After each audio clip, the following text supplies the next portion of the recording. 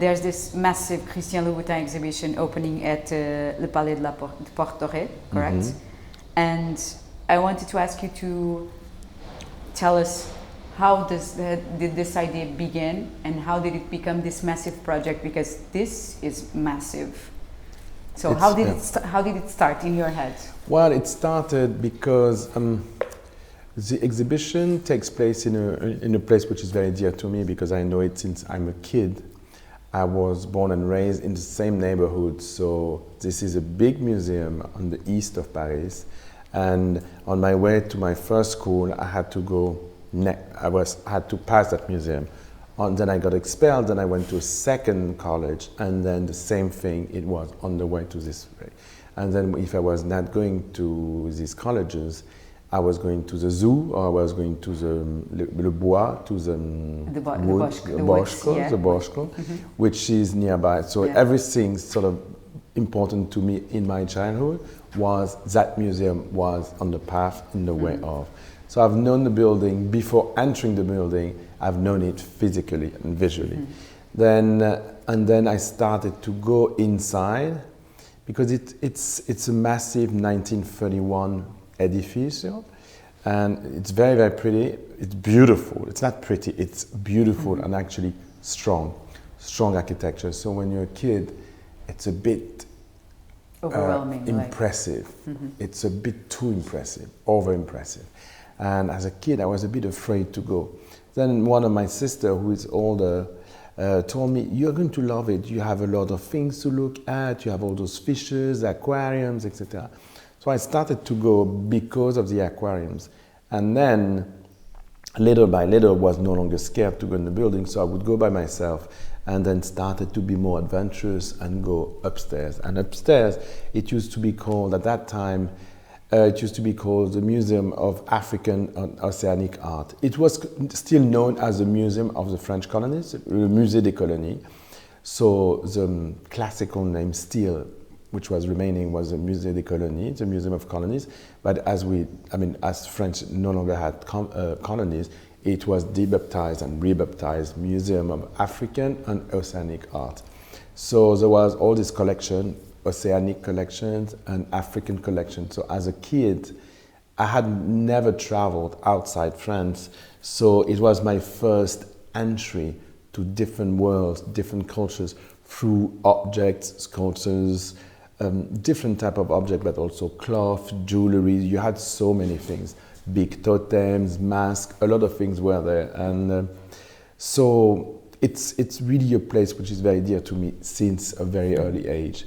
Then, years after, which is probably now 6 to 7 years ago, I showed the museum to my partner, so to my business partner, Bruno, and I show him on the east aisle and on the west wing. You have two incredible salons. So one was completely done by Rollman, Jacques-Émile Rollman, and the other one was done by Eugène Print. So I'm talking of the furniture.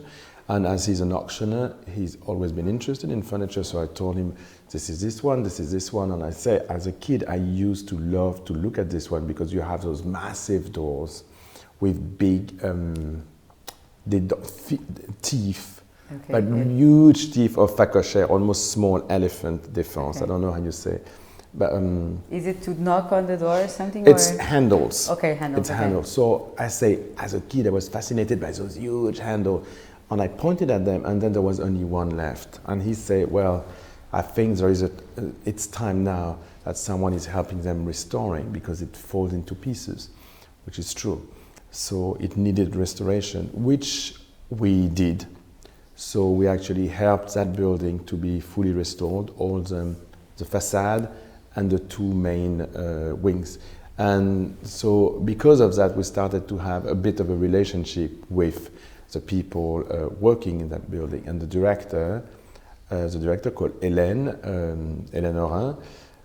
Orin, realized that I knew very well the building, and she says at the very beginning, at one point she says, you're almost like an ambassador of the building, because you know it from the 70s, and every time they had to know about something about the buildings, they would call me, because I knew as a kid that building, so they would ask me, where was the biggest totem? Do you remember what type of light was it? Was it crowded, etc.? So I could answer some of that questions.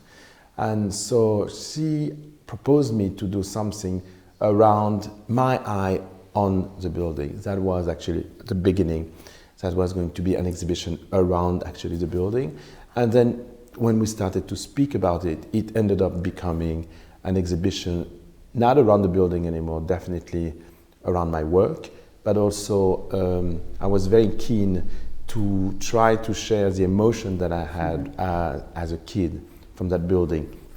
So I say, now that it's becoming this big exhibition around my work, it needs to also speak of people I'm working with, I have been working with, so, and all the influencers, and all my influencers, some of my influencers should be separated, so you have the second journey in the exhibition where you actually see beautiful things and you can understand why they're here.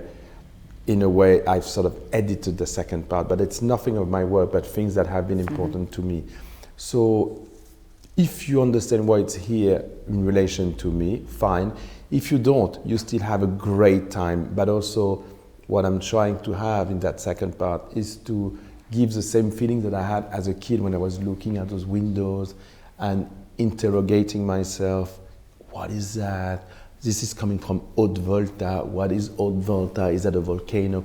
You know, as a kid, I had all those questions because it was a great museum, but it was not very well explained, which is a good thing.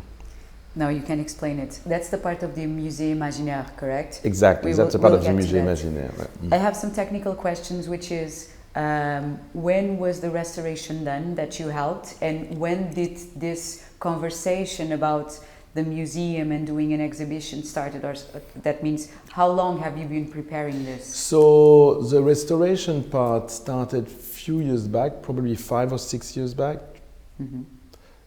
Talking about it probably 6 years, and starting the renovation, all the furniture 5 years ago. And then we started to speak of the exhibition, of that exhibition. I started to work on the exhibition around a year and a half now. Okay, yeah. So it was fairly quick to do because this is so massive. I thought that it would take longer, so that's amazing. Last time we talked, you said you had the stone disease, and I had 2 questions. If the stone disease happened because you went so much to Palais de Portugal that you thought, I love all this stuff, and it kind of grew on you. And the second part is, doing this exhibition is also like a side effect of the disease. It's a bit of a side effect of the disease, and so the second part of the exhibition, you will see object photography, sculpture, paintings, different things, and some are coming from collections, private collections, some are coming from museums, such as the Tate, at the V&A, at the Musée du Louvre, at the Quai Branly in Paris, too, at Musée Cluny, those crowns. So it's coming from different collections, and then private collections, or a Turkish private collection, and a Panamanian, French collection, Italian collections, etc. So it's all, but it's true that sometimes there was a piece which was missing, and then I was thinking, I would really love to have like a really beautiful statue of that specific period because this and that, etc. I ended up buying some things. So also some of the things are definitely coming from your personal my collection. personal collection, and it was a big push for me to be like, okay, you know, that's for the exhibition. Every time I sort of wanted to get something, I was like, it's not for me, it's for the exhibition. Was it difficult to source all the pieces, like not from your own collection, okay, because that was yours, but from the other collections? Well, the exhibition is done by a very serious and very, very interesting curator called Olivier Gabet, and Olivier Gabet is the director of le Musée des Arts Décoratifs, but his specialty is not fashion, but he knows very well fashion. He also did, for instance, the exposition of Dior in Paris at the Musée des Arts Décoratifs, but he's been doing a lot of other exhibitions. He's been preparing places such as Abu Dhabi, the Louvre Abu Dhabi. He was a curator, and he's been buying most of the pieces, etc. So thanks to Olivier, all the part of the Musée Imaginaire was really handled by the director. one thing I could understand from what you said and from what I've read is that this is a Christian Louboutin exhibition, but it's not just work, it's Christian Louboutin all his life because of all that you... How did you manage to put what you are, not just as a designer, but also as a person, in all these different rooms? How did you think about the divisions? Because I think you have like a Maison du Vitral, right? Maison du Vitral, it's your early years. And then you have a part that's your biography, and then you have a part that's nude, which is obviously related to your work. How did you come up with all these rooms and all these themes? Well, basically what happened is that when I started to think about the exhibition, I realized that because of the place, it was a very personal exhibition. And so it was speaking of my work, but also it was speaking of myself. And that's why the exhibition is called the exhibitionist, because being an exhibitionist means one thing. It means that you reveal a lot and you unveil yourself. So it's not just that part of the exhibition, exactly, but it's just that it requires some strength in a way to speak of yourself. But if you do it in such a personal place, it is a personal way. So if you do it in a personal way, you have to accept that you say a lot and you say probably more than people are expecting. And so I thought about it, and I didn't think I'm ready to unveil myself because there is not so much to unveil. But it's an exhibition which definitely speaks of me, of my work, but of my influences, also of my childhood, so of my family. So a lot of things got involved into the tsunami of the preparation of the exhibition. But it's a nice thing. I mean, I never went to a shrink or anything, but in a way, it's a little bit of an analysis of myself. And I thought that, it was going, there was no way I could sort of retain that part, because it was making part of doing it in a very specific place, which is really linked totally to my childhood. And in a way, a lot of things are definitely linked to my childhood, even my work. And the fact that I started to travel early is coming from my childhood. I could understand that. So, but also in my there is a first big room, it's called the early years. So it's the first 10 years of my work. It actually, so you have, so most of room have a type of theme in a way, or like a story. So sometimes it is just around the world, but sometimes also it's just about one idea. So it first starts, for instance, with the early years. So it's the first 10 years.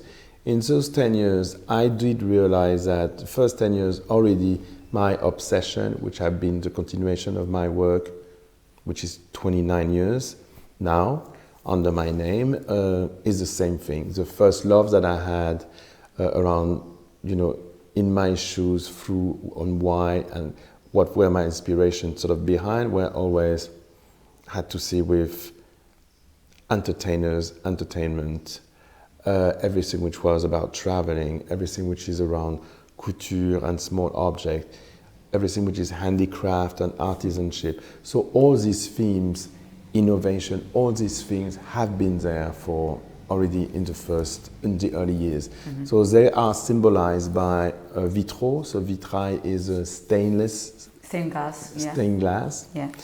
And every stained glass has a theme in a way, and all this theme is represented in those early years.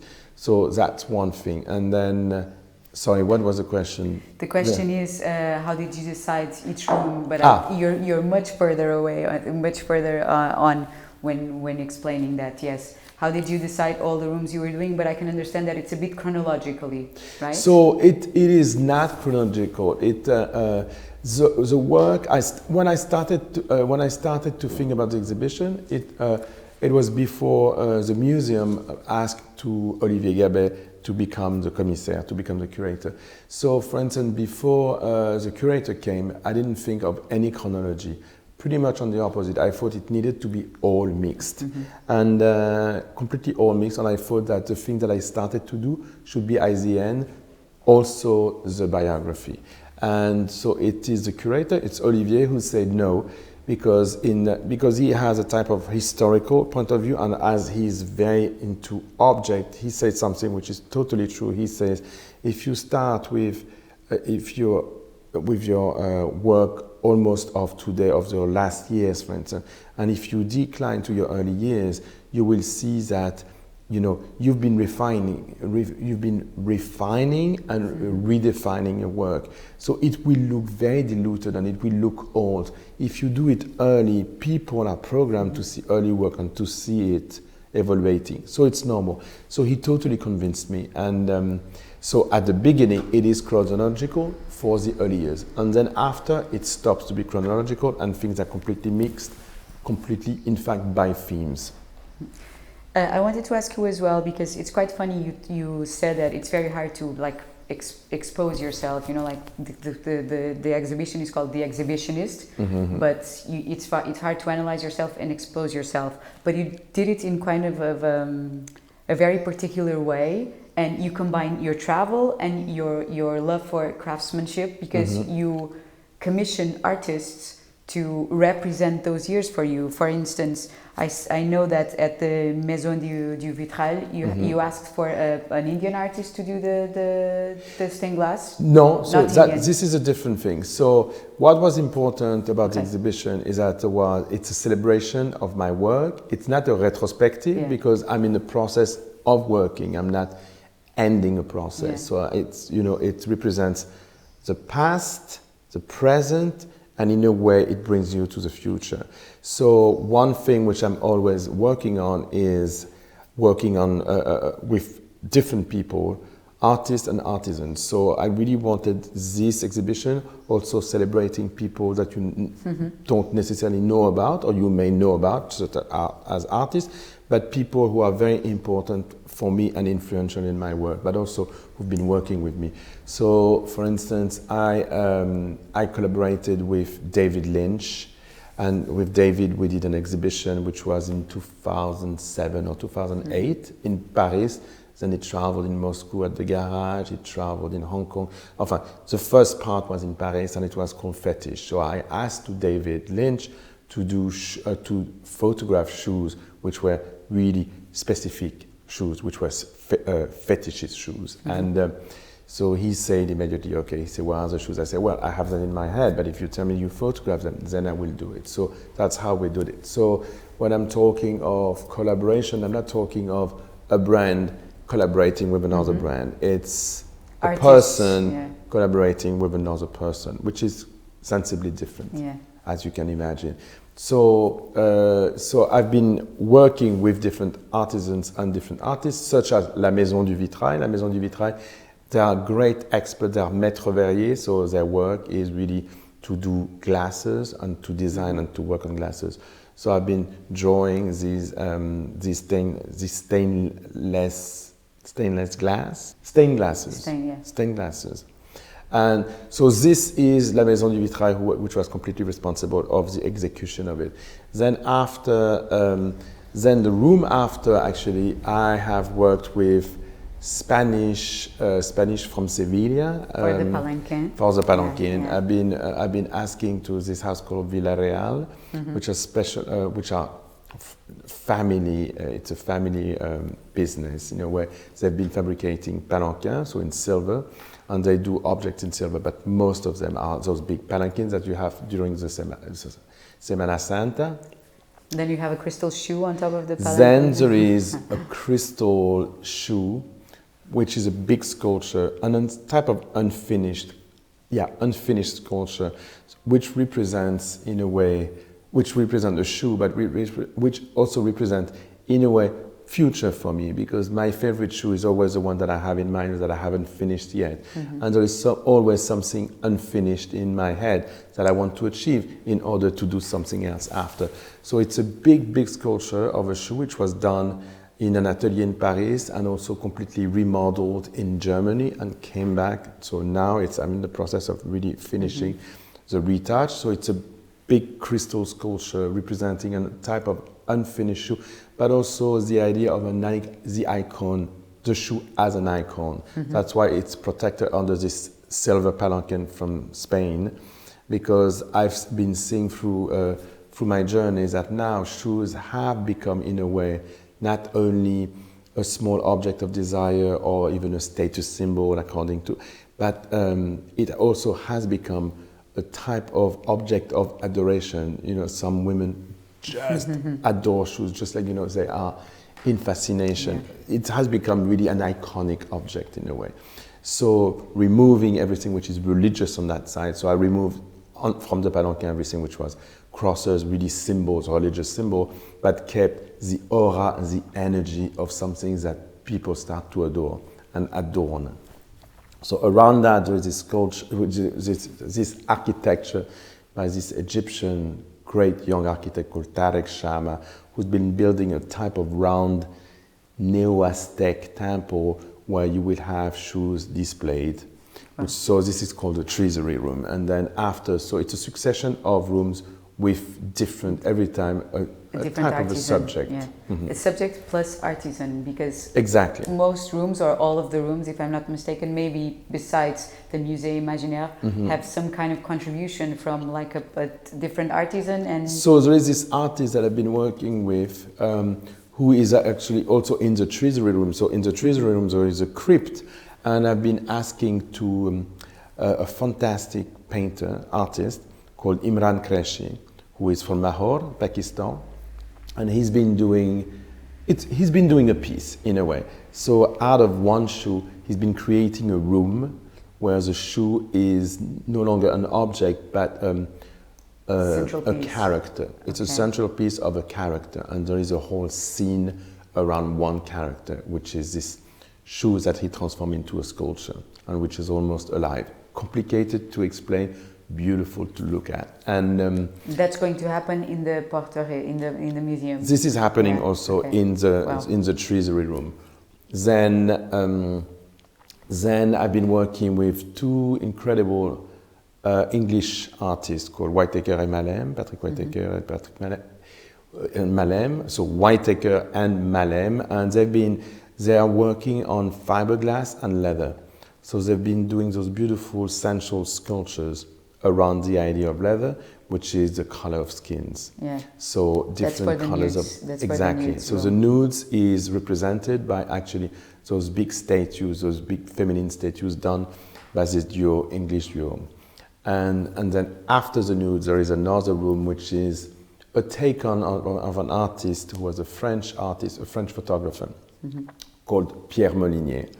And I always loved the work of Molinier. But Molinier has always been very, controversial. And even if he had a very good relationship with surrealists, even the master of surrealists such as Breton was sort of taking this distance because he was really an electron libre. And he's been doing those incredible pictures with a very sexual tendency and quite of a fetishist tendency. For me, I always love his pictures because they really are collage, and what I see is much more the collage, the kaleidoscopic vision of it. Not necessarily what it speaks about, but more really the form instead of the depth of it. And so again, that room speaks of the form and the depth. How much people often think when they look at the work of someone, they are judging the work, but you only judge according to what you think yourself, what you are about yourself. So that room is called Suggestion and Projections. So around the work of Molinier, which has been completely twisted, there is this idea that you enter a room and your eyes is going to be in a preconceived way, make you think that you are at a quite a specific place in a specific country, at a specific house of a specific type of character. But if you look closer, you will have a different lecture of that room. So the idea behind that is that I've been doing a lot of shoes which have been considered very sexual and very sexy and almost bondage. And so people have sort of seen me as someone very into domination, sexuality, etc., sort of extreme, which is a point of view. But the reality is that I've never been really that interested in that. And my love of, for instance, of leather with spikes is definitely coming from the decorative arts, such as le cuir de Cordoue, screens, etc. So I come from a different background in a way. But there is nothing wrong with assuming that there is nothing wrong with seeing my work in a different way. It doesn't, it doesn't do any difference to me. When you do something, people taking it and seeing it their way, and I think that it's anyway a great thing that people, absorb and then reject it or digest it and see it their own way. That means everybody has a different point of view on things, and when you're creating something, you are giving your people are disposing of what you are showing. So suggestion and projection is more Exactly. or less a room where your work meets the people, because what you find in that room not only speaks about Christian Louboutin, it also speaks about Exactly. yourself. So basically it's a collaborative room, more or less like that. Exactly. Thinking of that. I'm proposing something and people are taking it and then seeing it their way. So that room is really dedicated to the fact that sometimes your work is suggesting something, but then as a human being, you are projecting something on the work of somebody else. So sometimes it matches, sometimes it doesn't. And again, it doesn't matter either way. Then after that room, I think it's the Bhutanese theater, And correct? then after that, there is a room where the shoes I'm showing are all shoes which have been dedicated, where I designed thinking of artists, of entertainers, or people I've been collaborating with. So, such as dancers, performers, singers, actors, etc. Every sportsman to the whole world of entertainment, which has been very influential for me. So that room has been done completely in the mountains of Bhutan.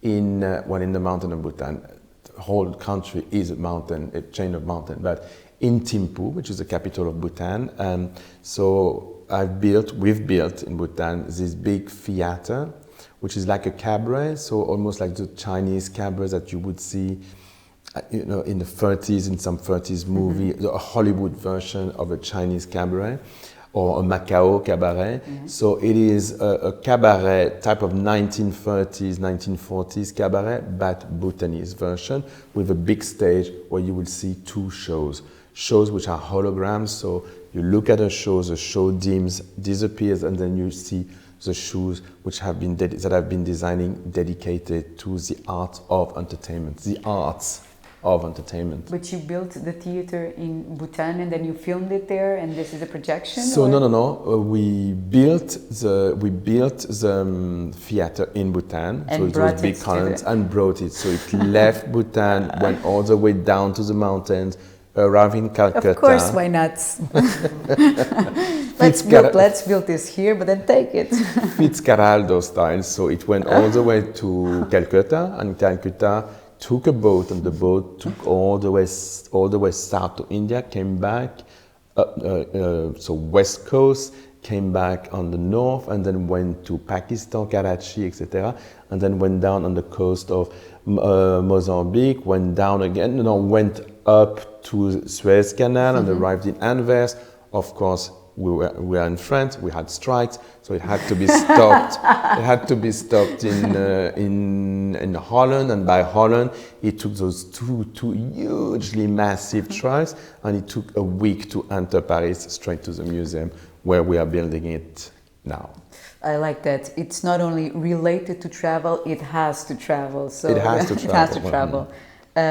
Also in the Bhutanese theater, if I'm correct, you also have like a digital projection, like a digital movie done by exactly. It's so there is life. a stage, and on the stage you have a show. So two shows. One show is this man called, so he's a street artist. This man called Isa Traoré, and who is incredible with a soccer ball. So he's really a type of trapezist, soccer ball artist, funambule, with just one thing, which is this round ball.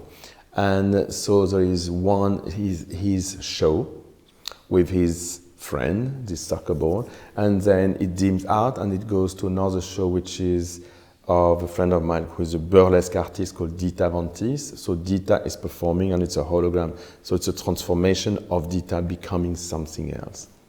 Well, I think all the rooms, you take a whole day to visit all of them. And then there is another room which is leading you to the Museum Imaginaire, and this room is called the Pop Room. Corridor, yeah. So it's a corridor with just photography, you know, different things. That's the part of your biography, right? That's the biography section, no? Oh my God, I forgot an important, before I forgot two things. Actually, so after the Bhutanese theater, you arrive to a small corridor with there is a biography, and the biography was going to be, was a film by this Neo-Zealandese artist called Lisa Rihanna. And so again, you know, when you work with artists, you can give them type of guidelines, but then after it's to them to express themselves the way they want. And I would never say, okay, I want this, I want that, etc. I just told her, I would like to have a biography, if you could work on a biography. So she started to think about it, and then she created a piece, which actually is a beautiful 12 meters long panoramic, which was supposedly representing a biography, but it went in different corners, so it ended up not being a biography, which is perfectly fine. You know, the important is that, you know, she was inspired by a part of what she knows about me and a part of my work, and she combined it into a reverie, so she called it a reverie.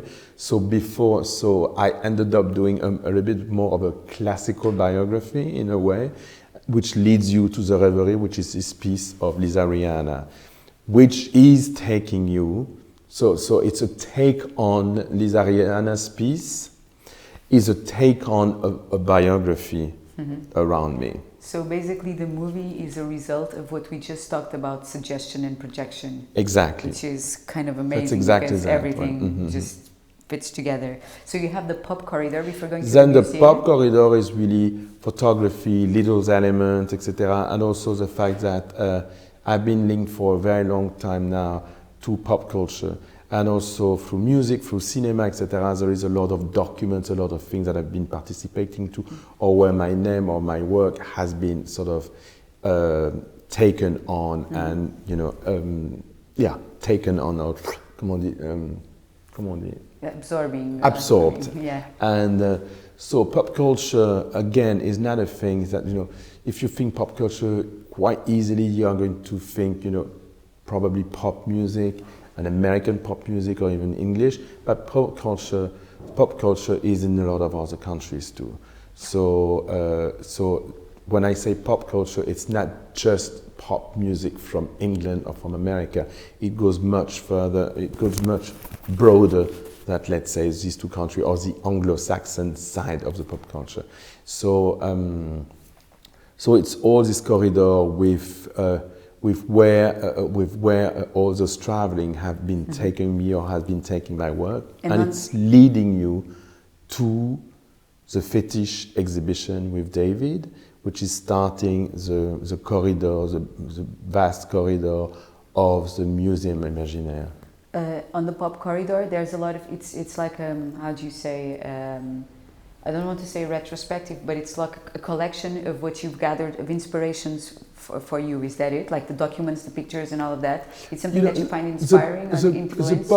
The pop corridor is a thing which has been making part of the DNA of my work, which has to see with photography, but I'm not talking of necessarily artistic photographies, but just the fact that, you know, my shoes has been worked in different things, on different red carpets by different people, etc., in music, in videos, in things. So it's englobing a lot of these things, plus press clipping, plus photography, plus objects which are outside the shoe. For instance, you know, some collaboration with things like the Star Wars, Walt Disney, Cinderella, all these things that have made part of my work. All this, which is different type of culture, not only the core of my work, let's say, all this is put in that vast corridor, which is leading you to the second part of the exhibition. That's beautiful. So miscellaneous, something like that. Exactly. I wanted to ask you, before I forget, and before we get to Museum Imaginaire, I wanted to ask you, how did you source all these artists? Some of them I know, like Dita and David, were some people that you've worked before, but some aren't. How did you source all the artists and all the people you wanted having at the museum working with you? You know, my work has always been a serial of what I'm calling in a way happy accidents. You know, you end up doing something, and then something or someone is going to bring you, or you are somewhere and you're going to meet someone that it's not expected, it was not a decision, it just happened. So that's why I'm calling it happy accident. You get to meet someone by accident, or you get to see the work of someone because you heard about it, or you fall on it just by accident, and then you get into it. So I've always been working that way. I've never been really very decisive, or I want to do this precisely, I would like to do that. I'm pretty much of a short term when it's about doing something. I do the thing which I have to do immediately, but I don't really think long terms in terms of, let's say, work and career. When I'm designing a garden, it's a different story, but if it's really the core of my work, I'm not that way. So through my journey, I ended up seeing different things which were interesting to me, which questioned me, which I didn't know about, which I got drawn into. And so that series of meetings, of journeys, of friendship, are bringing and enriching your world, your mentality, your ways of thinking, your way of, basically who you are, and sometimes make you better, make your work better, but make you a better person. So all of this great possible accident that I had, and again, I think that I never was someone who wanted to have a very straight point of view and go from point A to point B. If you go this way, but that something is interesting on the right side, I'm the type of person who is going to go on the right side. I have decided to go to travel in that direction, and someone through my travel says, you cannot leave today, you cannot miss that thing which is in 2 days. I will end up, if I can, staying 2 days to actually see, meet, or look at this thing, or there is a beautiful play, why not staying? So that's a little bit how I've always been functioning in a way. So the decision of having some people are for different reasons.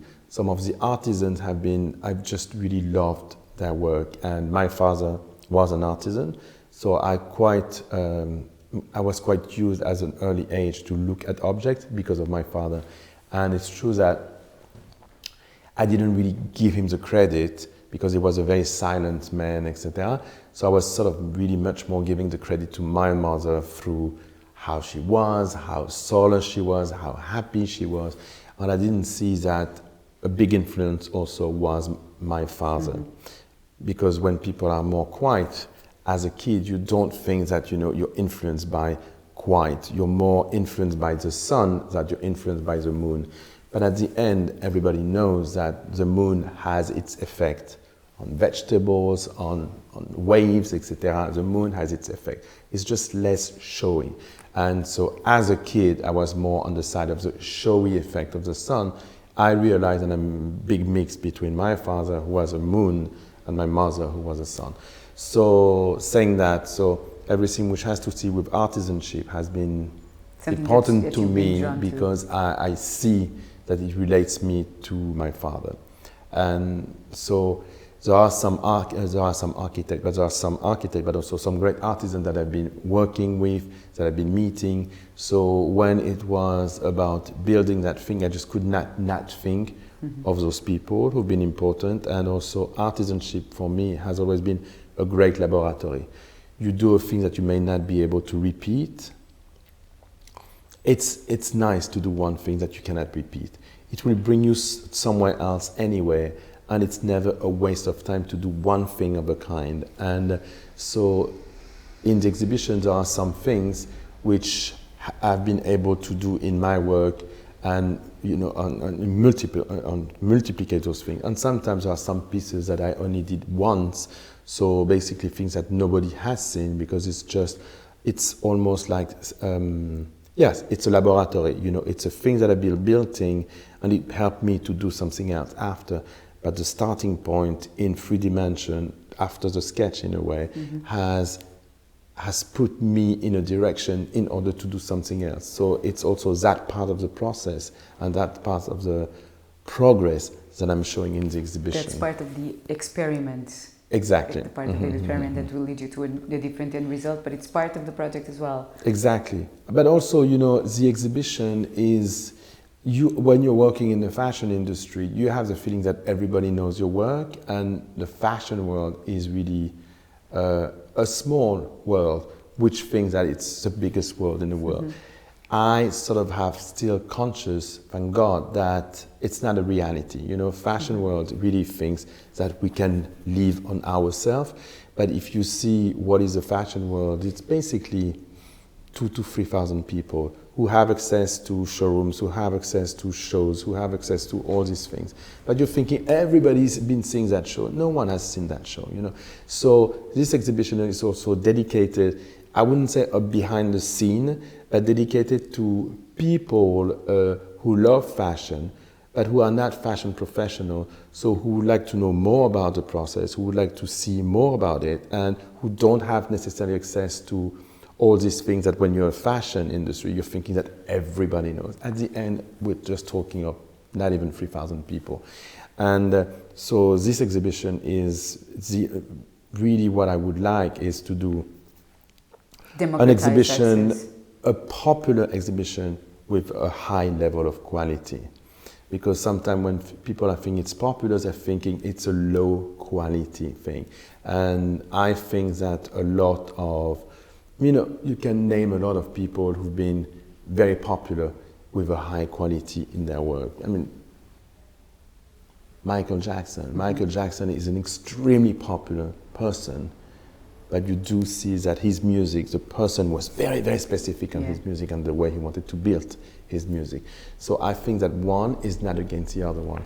But again, I'm very conscious that a lot of people are interested in their work, but not only what they see, but where it's coming from, why it's made, how it's made. There is another room which is called the Atelier, which is showing in a funny way how you're actually building shoes.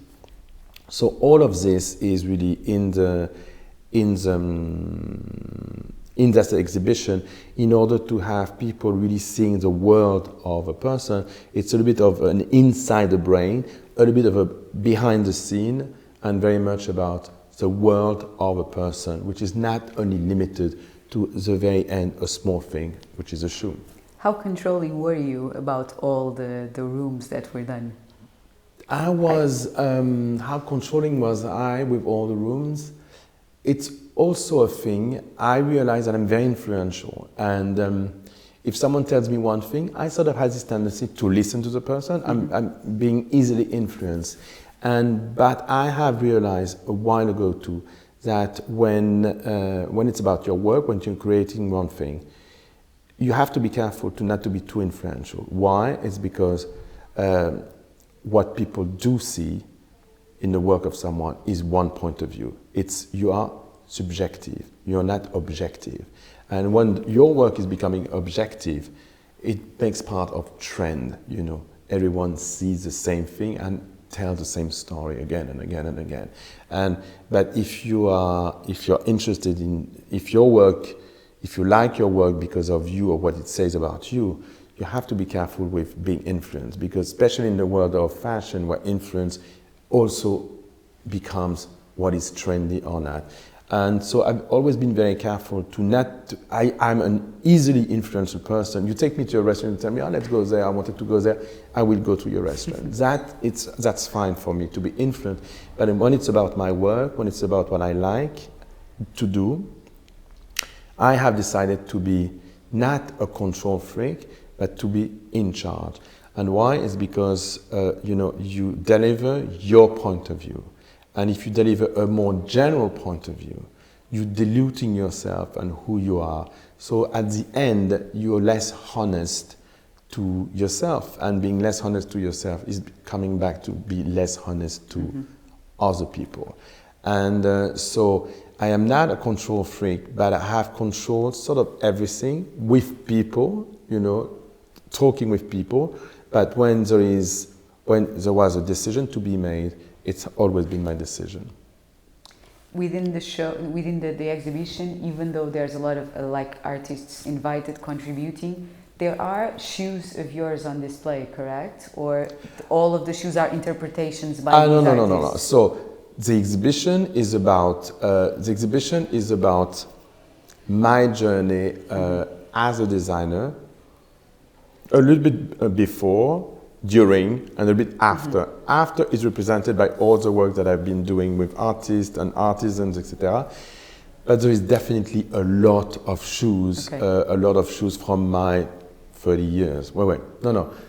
It's above, right now, it's above 400 to 500 pairs or one single shoe of my work. So some is the first time that I've been showing them to anyone. Some have been created because of the exhibition. So the shoes of Imran Qureshi, etc., has never existed before. Some are coming from my atelier in Paris, which I've been thinking and doing right now. And some are definitely shoes that you may have seen, you may have heard of, etc. So it's a mix of things of the past, of now, and then after, and also things that which are quite personal, almost archive things, which were work dedicated to move to another work. I read on the press release that there's this picture of like a high heel with a cross on it saying... yes, well, a signality. Was that when your obsession started, when you said you were 10, 12 years old? It was fairly young. Well, again, if the exhibition is done in that museum, it's not by accident. For le coup, this is not an accident. It's because I owe a lot to that museum. And the first time that I traveled, for instance, as a kid, visually traveled outside my country, discovered some exotism, some different cultures, some different communities, was in that place. The first time I ever traveled was with Tintin. It's a comic book. And then, so when I arrived to that museum, to me, it was really the extension of Tintin traveling. And if you think of Tintin, he's been traveling a lot of countries. And if you're French, Tintin is a #1 reference as a kid. So the first time I went to India, I thought, it looks like Tintin in India. And then the first time I was in Egypt, I thought, it looks like Les Cigares du Pharaon. That's really a reference I always have as a kid. And Tintin has always been traveling in interesting places. You never have Tintin at the beach for like 1 week doing nothing, etc. Yeah. He is someone, he's a reporter, so he reports about cultures, stories, cities, etc. But it's always very ingrained to places with people. And I think that I have always traveled in a Tintin way. So the first times I went to that museum, I started to notice little by little that there was like a little poster like that, and it was a shoe, and it was a profile of a shoe, just a sketch of a black profile of a shoe, and it was crossed in red. And as a kid, so it's in the 70s, I could not really understand why that drawing was there. And then I realized that it was showing a high heel shoe, which was not existing, a type of 50s, but I didn't have that reference at the time. So I thought, this is how everything starts, by a drawing. You can design something which is not existing. You can draw something, and it's a pure product of your imagination. Someone has designed a shoe pointing the front with a weird heel high, and this shoe is not existing. And I didn't have conscience at the time that it was actually the profile of a typical classical 1950s pump. But so it's really the foundation of my obsession with shoes. It's really a sketch which actually made me think, well, literally everything starts by a drawing. And if you look at everything here, what is behind has been designed by someone. What is here has been designed by somebody else. This camera has been thought, and this focus has been done by someone. Everything comes from a sketch, almost. The brain goes to your hand, goes to a sketch, and here's the story begins, and here traditions are starting. So yes, definitely that sketch has been very, very the mentor of all my sketches at the beginning. And when I started to work on the exhibition, I asked to the people of the museum, I say, you have this sketch which was crossed in red. And they were like, they had no idea what I was talking about.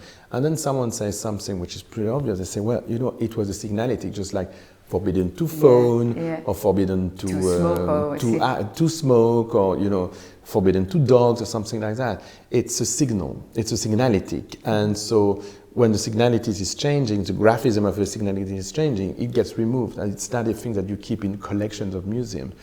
So that very, very simple signalétique is really the foundation of the passion, which is my work, of the passion for my work. And again, it's been interesting for me to realize that, everyone starts with something, with some details, and there is what Orson Welles in Citizen Kane called Rosebud.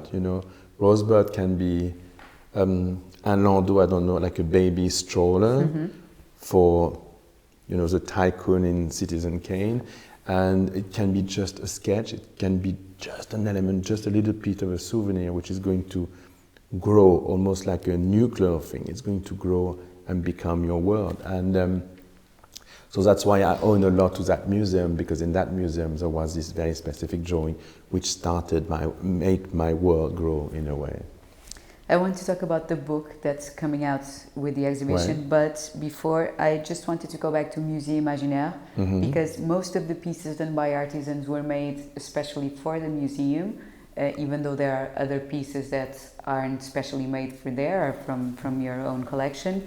But the Musée Imaginaire is pieces that already exist, already inspire you, and you wanted to have them there. How did the process of selection began, or was done, or? The process of selection of the Musée Imaginaire, where you do see objects, very simple, singular objects, to really masterpieces, paintings, sculpture, and photography, and minerals, and jewelry, etc., came sort of naturally. I started to take a pen and a piece of paper and started to write everything. So I really always sort of loved, or things that I didn't love for such a long time necessarily, but which had an impact on my brain, an impact on my work, and try to.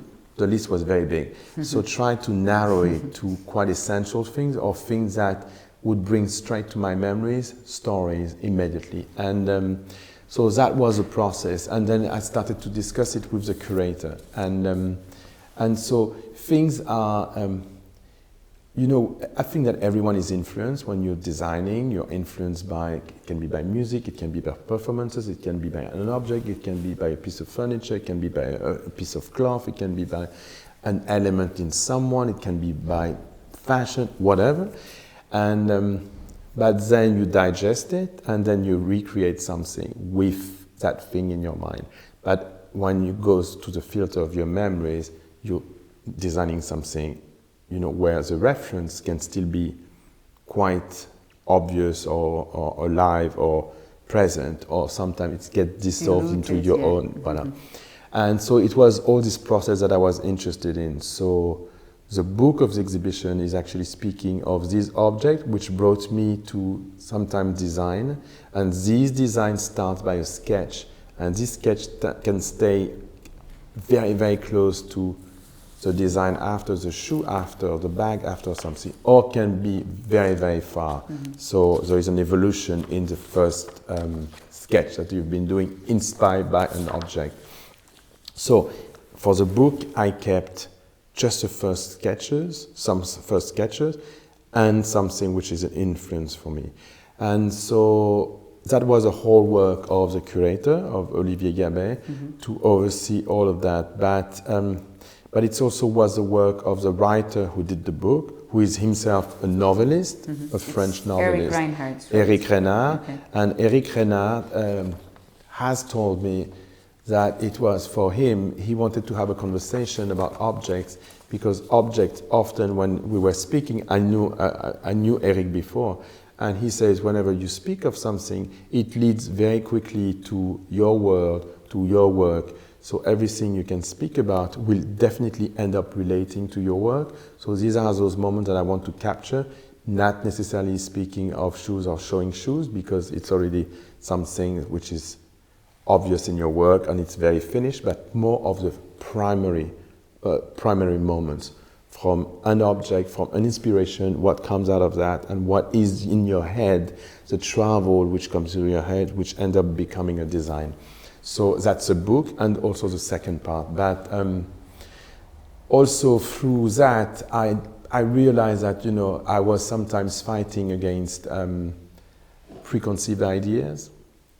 And since I'm a kid, I've been seeing that a lot of you always, whoever you are, wherever you live, you have preconceived ideas which are given to you. First, you live in a country, you have the propaganda of your country. That's one thing. And then you also have, and every country has a propaganda. And you also have your family, your education, and a lot of ideas which are given at school, etc., which are given as a norm. And I've always been someone who was questioning norms, even the idea of normality, even the idea of natural, what is natural versus what is normal. You know, often people are saying she's not natural, when what they really mean is that she's not normal. And so all these questions that I always had, and which sometimes leads to my work. And I always loved Tina Turner. In the 70s, when I was a teenager, Tina Turner, well, in the 70s, you should have known if you were a girl and if you were supposedly a cool person, you should not wear makeup, you should have flat shoes. If you had some makeup, if you had clean hair, you were not cool. And so I always had this idea, a bit of a feminist idea, that I had to defend why, if a woman looks beautiful as a woman, she has to be stupid. Why there is this preconceived idea that someone who takes care of herself is necessarily a stupid girl. And I never agreed on that idea that if you were looking good, or if you were looking a little bit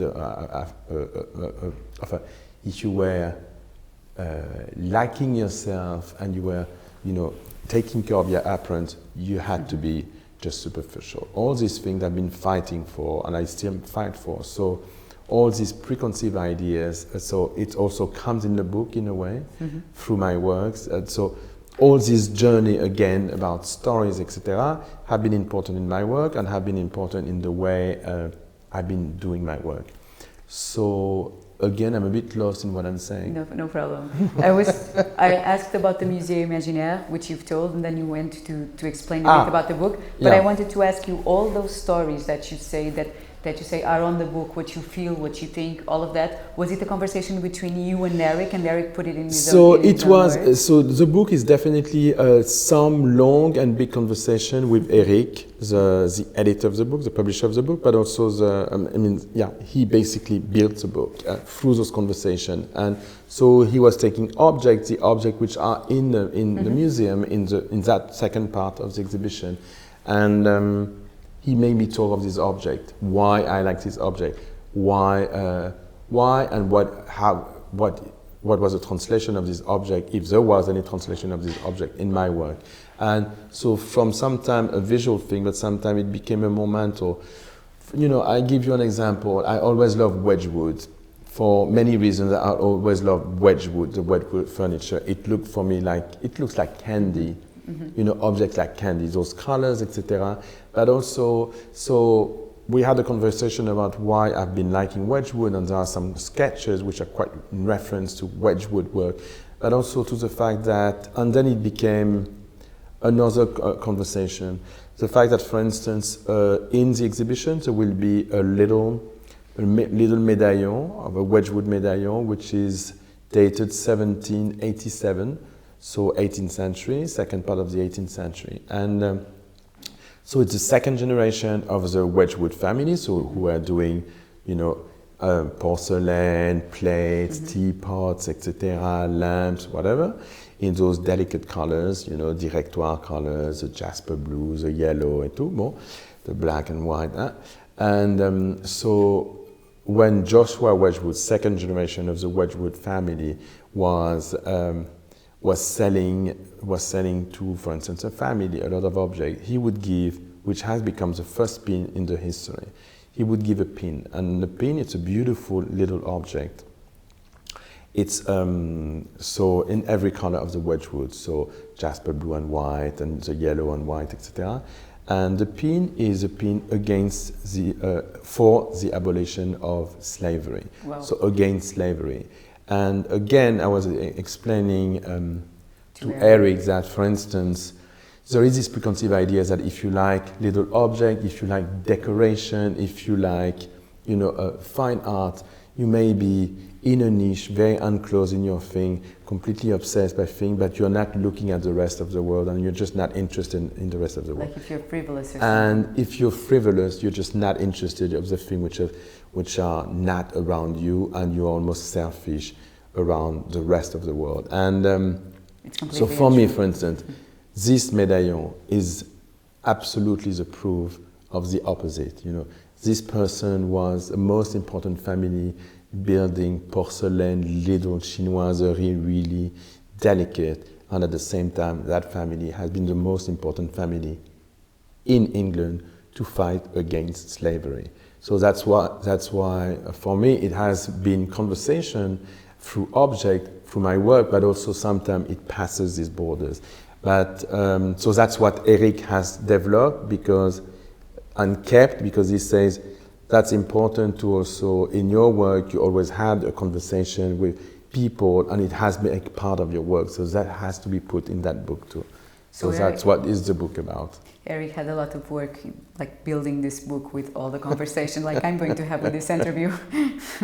But it's fine. I always love speaking to you. It's so rich. And the book itself, it's a work of art because there's a lenticular cover, correct? And there are 5 books within it. But are those physical books or like 5 sections? It's 5 sections in the book. So the book is basically conversation, photography of objects, sketches of mine, then photography of the object, of the collections which are in the museum, plus photography of a young photographer who is not a fashion photographer, but who's been also doing fashion, called Jean-Vincent Simonet. And so the only moment where the shoes, my actual physical, real shoes are on the work, which is pretty much of an abstract work of this great young photographer called Jean-François Simonet. All right, just 2 more questions. Last time you were here, you talked about your Hôtel du Charme at Malise. I wanted to know if that's going well, if it's events, and if you consider doing some collaboration with these artists from the museum to put there as well. Alors, yes, the hotel, I have started the construction. It's sort of far to be finished. But again, I'm used to work in the fashion industry where, the timing is very precise, March, January, March, and then you have June, July, and then October, etc. So that's the pace, that's the rhythm that you have to deal with in the fashion industry. When I'm doing something else, I'm not the same person. I don't want to rush things, so because it needs to be done that specific day, etc. So I'm taking my time, and the fact to take my time with the hotel has been, again, a great thing, because I started to meet people for instance who are doing bronze, and I'm going to do a type of form of stitching in architecture. So I've been starting working on type of inventing little architectural little details which are going to be incorporated in the design of the hotel. So a museum itself, the hotel? Not a museum itself, but a thing really where I'm pretty obsessed with details. And, I've always been obsessed with architecture, always been obsessed with details. So it's the first time that I will be able to combine the two together in one place. All right, last question. Does life imitate art or art imitate life? Does life, est-ce que la vie imite l'art ou l'art imite la vie? It can be both ways. But what I would say is that often real stories are richer than stories, than fictions. And sometimes you say something which is true, and if you were putting it in a movie, it would look really almost cheesy. And so sometimes I would say life is richer than imagination. But at the same time, imagination in itself is such a great life. Thank you so much, Christian. Thank you. Obrigado. This was so great, always great.